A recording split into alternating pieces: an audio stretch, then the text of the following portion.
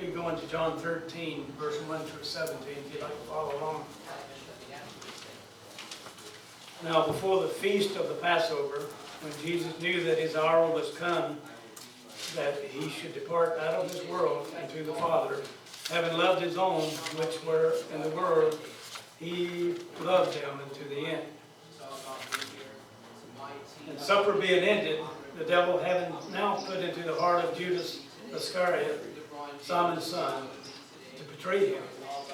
Jesus, knowing that the Father had given all things into his hands, and that he had come from God and went to God, he rises from the supper and laid aside his garments and took a towel and girded himself. Does everybody know what girded means? He put the cloth on and he wrapped it around him. It's kind of like a lady putting on a girdle.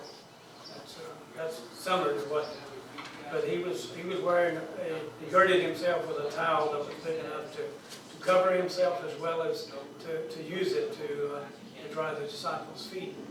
Because after that, he poured water into a basin and began to wash the disciples' feet and to wipe them with a towel wherewith he was girded. He cometh he to Simon Peter, and Peter said unto him, Lord, dost thou wash my feet?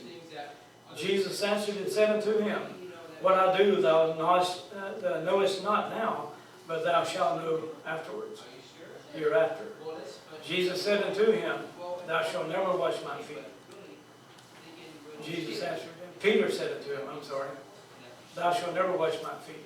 Jesus answered him, If I wash thee not, thou hast not part with me. So in other words, if you don't participate in the feet washing, you're not going to be a part of my deal here. So Simon Peter said unto him, Lord, not my feet only, but also wash my hands and my head. Jesus said to him, He that washeth needeth not save to wash his feet, but is clean every whit. And ye are clean, but not all. And of course, when he said not all, you're clean, we know who he's referring to that's fixing to betray him. Talking about Judas. For he knew who should betray him, therefore said he, You are not all clean. So after he had washed their feet, and had taken his garments, and was set down again, he said unto them, Know ye what I have done to you? Ye call me Master and Lord, and you say, Well, for so I am. If I then, your Lord and Master, have washed your feet, ye also ought to wash one another's feet. For I have given you an example, that ye should do as I have done to you. Verily, verily, I say unto you, the servant is not greater than his Lord, neither he that sent him greater than he that sent him. So what he was saying was, the disciples were not greater than him, and he was not greater than God. Because God is the one that sent him down there to die on Calvary's cross and be saved, to save our sins, to save us from our sins. We really appreciate that. Like I've already said, volunteering to help others less fortunate than yourself, it gives me a lot of joy in my heart. And now let me give you a good example of what service is all about. Here's a poem written by a 10-year-old boy, and by the way, he's a member of our congregation.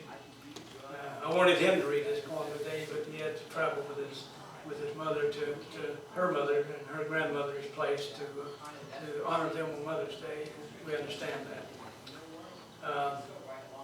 His name is Tarek Hunter. He's Tisha's son, 10 years old now. And the city of Lakewood sponsored a poem writing contest. And the theme was to be volunteering in the community. And that's the reason I wanted to use it in my message today, because this is about volunteering and serving. And here's his poem. It says, Volunteering to pick up trash. It says, volunteering is what I do. I volunteer to help someone like me and you. I volunteer to pick up trash. Nobody who's not looking won't slip in cracks, so somebody don't fall into the trash. Volunteering is something good to do to help someone like me and you. That's a 10-year-old boy wrote that poem, and he's already gotten his heart to volunteer and to serve. So at school and parks and wherever he might be, if he sees trash, he picks it up, throws it in the trash can. He sees his teacher told me that if he sees another kid throw trash in the ground, he'll ask you to pick it up. Or if he don't, he'll pick it up himself. So he's setting a good example at 10 years old.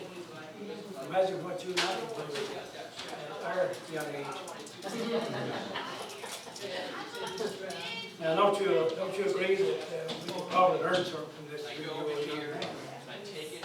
He's quite a kid. I have the honor of 2, 3, 4, sometimes 4 days a week picking he and his cousins up at school at ILC here in Oklahoma, and take them over to Tisha's house or Diana's house, and they call her Mama. One day I was driving him home, and I said, okay, where do I take you today? And I said, Mama. So I said, oh, we're going to Tisha's. No, Mama. I said, who's Mama? Diana. It's our grandmother. They call her Mama. Okay, so I learn something new every day from kids. And I really enjoy it. I feel like the Lord has blessed me with the opportunity.